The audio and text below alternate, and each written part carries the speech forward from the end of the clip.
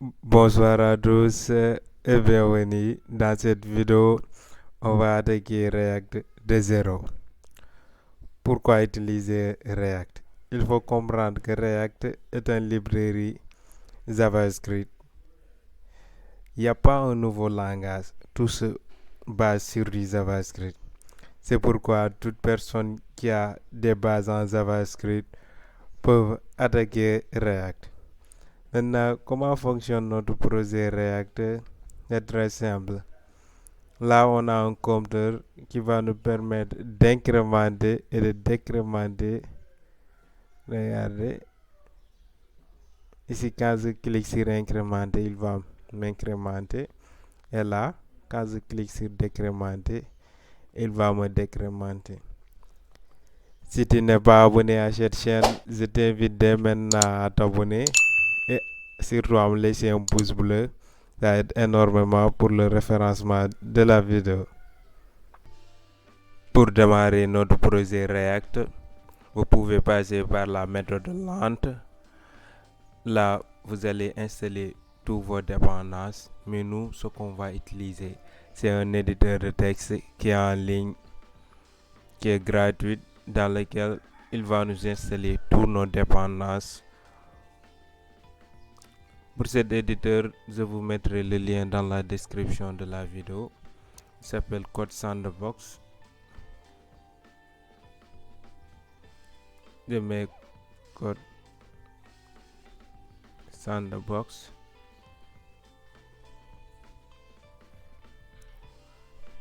C'est un éditeur qui va nous permettre de gagner énormément de temps.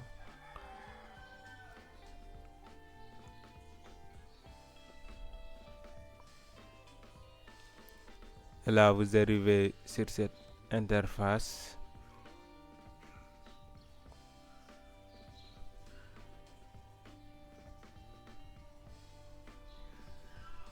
Et vous cliquez sur ce premier lien.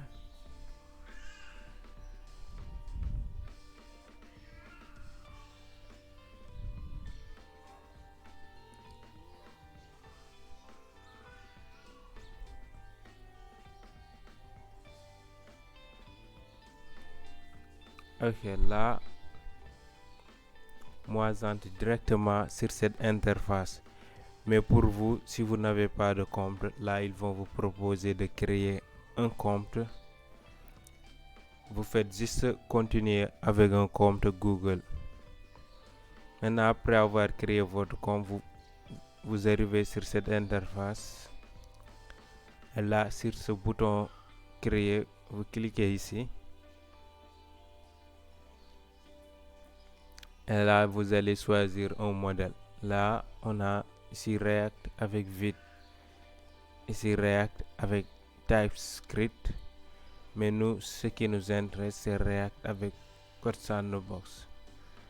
Vous cliquez ici pour choisir ce modèle-là. Et là, super. Là, regardez, on a tous nos dépendances qui sont déjà installées pour nous.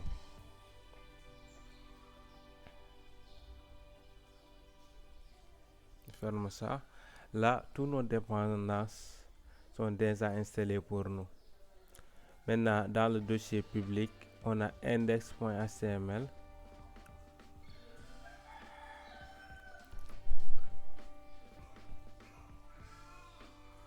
Ici, je vais supprimer les commentaires. Les commentaires qui ici, ça ne nous intéresse pas. Et là, regardez, on a un ID root. Dans cette ID root, quand je pars dans index.js,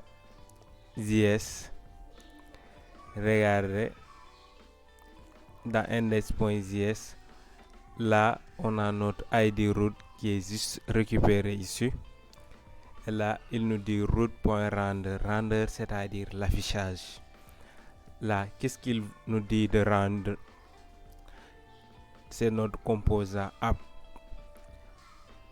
Maintenant, dans notre composant app, ça veut dire que tout ce qu'on va écrire ici, ça va être balancé dans le navigateur. La preuve, si je change ici, notre H1, et que je mets pour React. Et là, super, ça nous balance littéralement tout ici dans notre navigateur. Super. Maintenant, ce que je vais faire, je vais supprimer tout notre app. Parce que tout ce qu'on va écrire dans l'app va être balancé ici, dans notre navigateur. Et pourquoi on n'a pas besoin de notre index.html ni de notre index.js. Là, ce qui va nous rester, c'est juste notre app.js. Maintenant, on va créer un composant. Un composant, notez qu'un composant en React, c'est juste une fonction. Maintenant, je vais faire une fonction app. Une fonction app.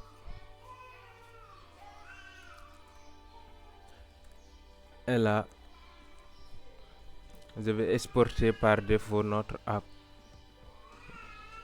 Export default app. Et là, ce que je vais créer ici, je veux que vous vous souvenez ça à chaque fois que vous créez un composant React. La première chose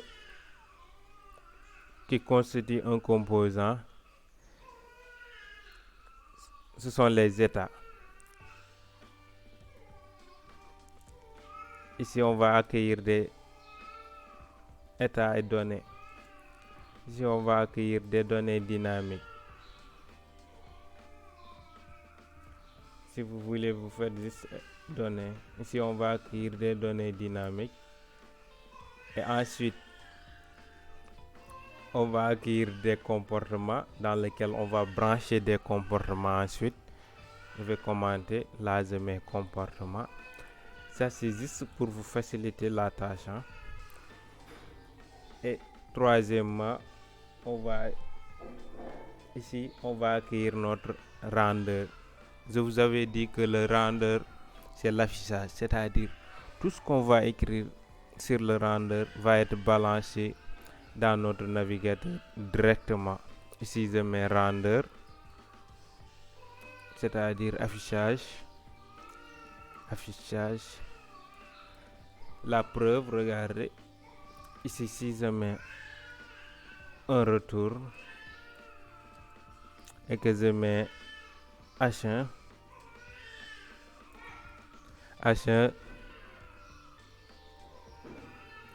je mets ici et retour et je mets ici React.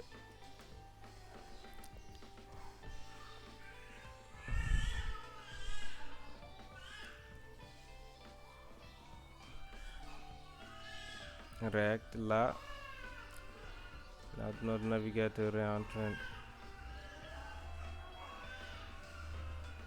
Là, regardez, super. Là, il nous affiche React.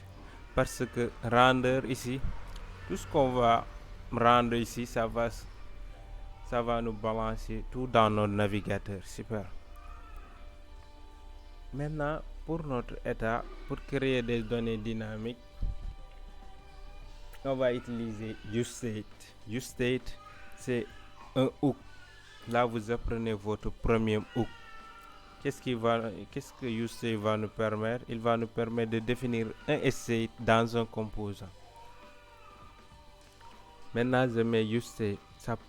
C'est une fonction c'est-à-dire qui vient de la librairie React.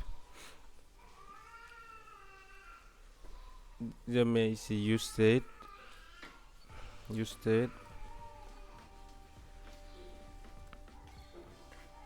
Et là, je mets la valeur 1. Maintenant, je vais le piéger useState dans un tableau. Je vais mettre const.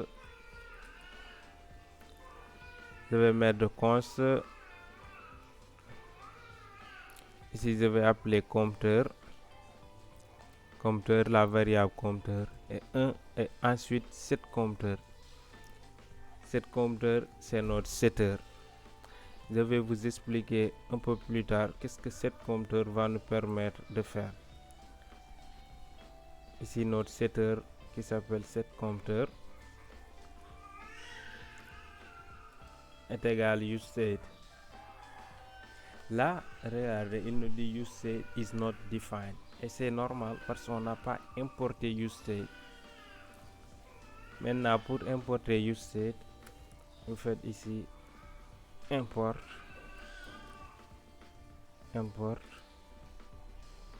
des accolades useState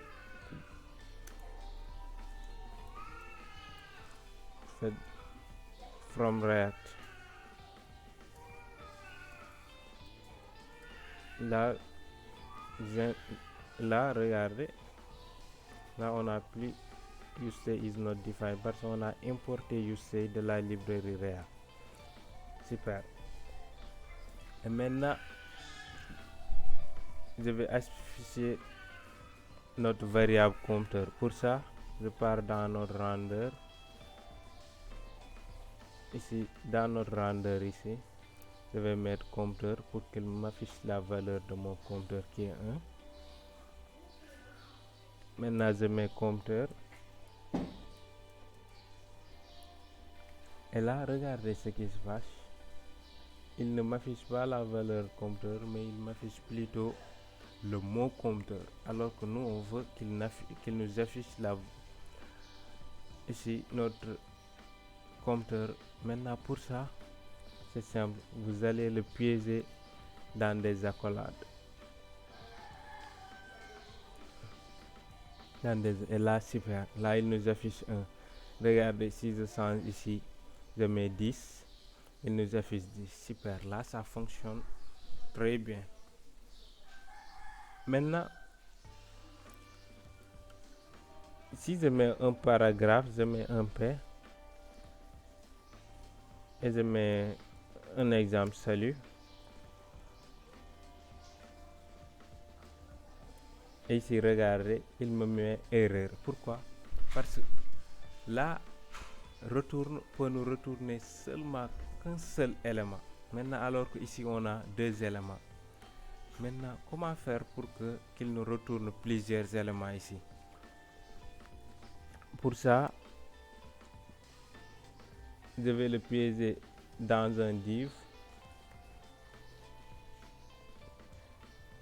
Dans une div. Je vais mettre ici div. Je ferme ici notre div. Et là, regardez, il nous affiche notre compteur qui est ici et notre salut qui est notre paragraphe. Et là, super. Ici, je vais supprimer ici notre paragraphe. Et là, je vais créer un bouton dans lequel, si je clique, ça va me permettre d'incrémenter mon valeur et de décrémenter ensuite mon valeur. Maintenant, pour notre bouton, ici, je mets bouton. Ici, je mets bouton.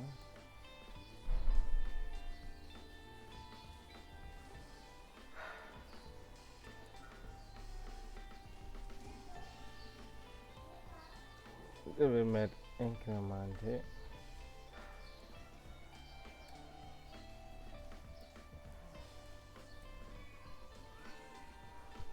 Et là, je vais ajouter l'événement onClick dans lequel, quand on clique notre bouton, ça va nous permettre de créer un événement. Là, je mets onClick. OnClick, c'est un C en majuscule.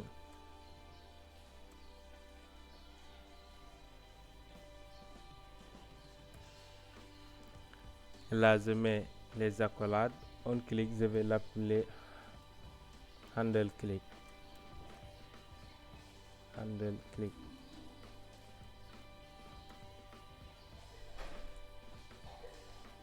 HandleClick 1. Regardez. Là, il nous dit handleClick is not defined. Et c'est normal. Maintenant, je vais brancher notre notre événement à notre comportement qui est juste ici. C'est là qu'on va attaquer notre deuxième partie, c'est-à-dire le comportement. Pour ça, je mets un const et je récupère handle click 1.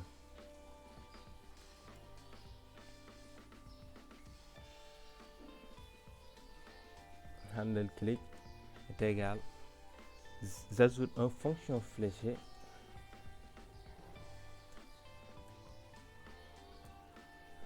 et là on va vérifier est-ce qu'on a bien branché notre comportement.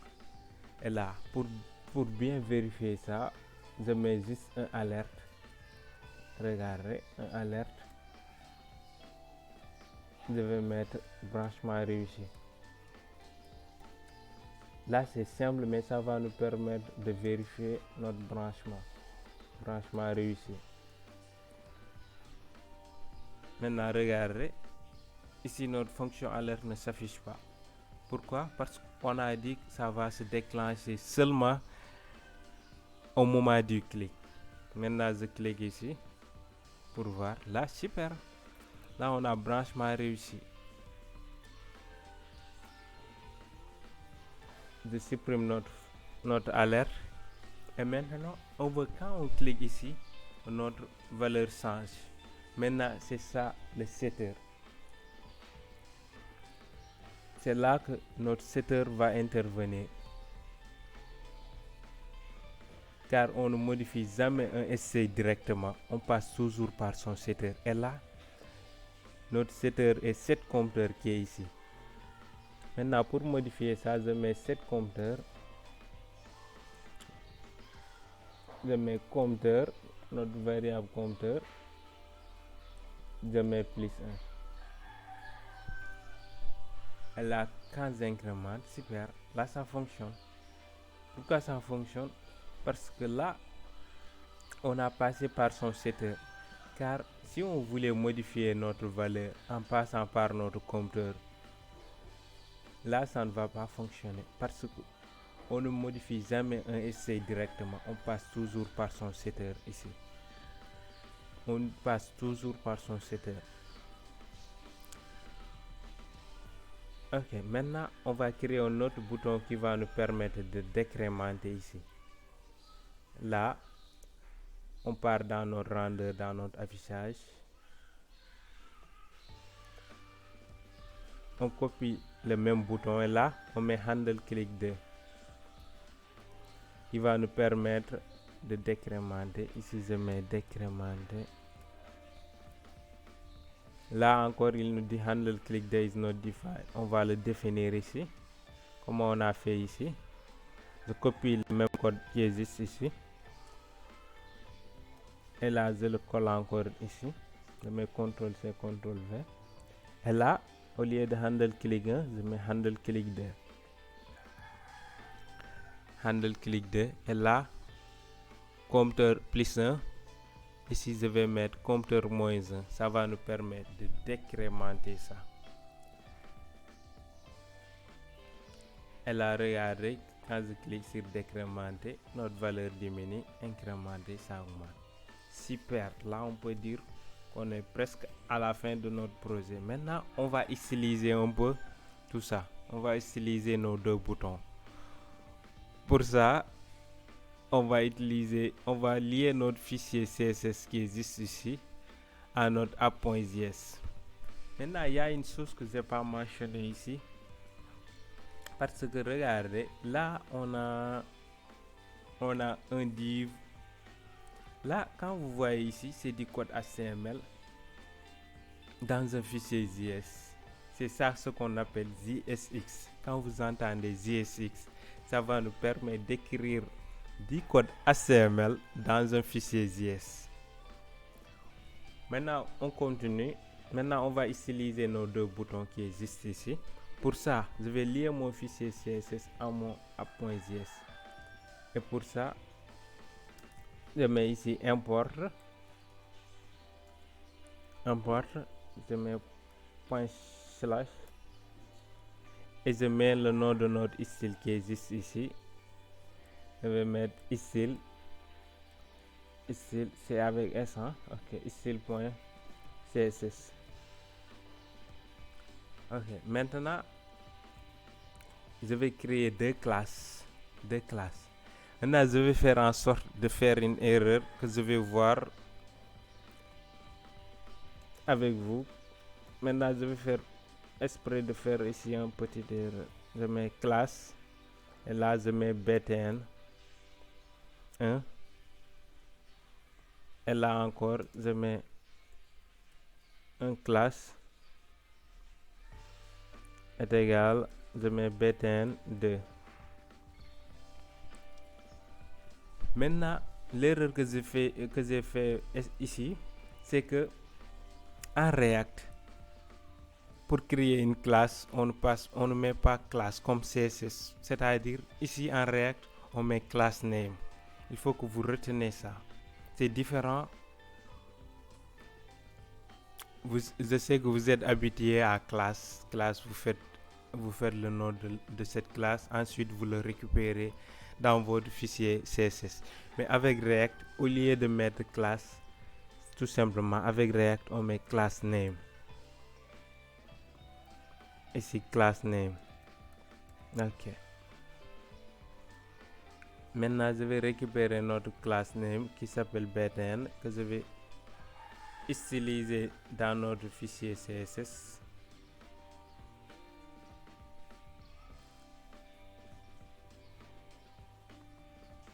Dans notre fichier CSS, je le colle ici. Là, je mets point, vous n'oubliez pas le point btn. Dans notre btn, je vais ajouter un background. Je mets green, couleur vert. J'ajoute un padding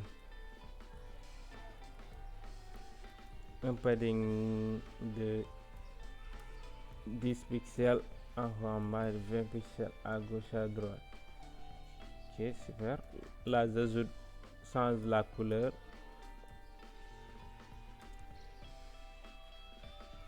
La couleur des écritures en blanc. Ok. Maintenant, je vais récupérer notre btn2 qui est juste ici. Là, je recopie le même code que je vais coller ici. Ici, je mets btn2. Là, je change la couleur en red pour un peu différencier les couleurs. Là, je vais les espacer un peu. Notre bouton est collé. J'ajoute un margin, même si 10 pixels. Super. Là, regardez, on a stylisé nos boutons. Quand on clique, on incrémente. Ici, on décrémente. Super. On arrive à la fin de ce tutoriel. N'hésitez pas à me laisser un pouce bleu et à vous abonner à la chaîne si ce n'est pas encore fait. Et moi, je vous donne rendez-vous très prochainement pour une nouvelle vidéo.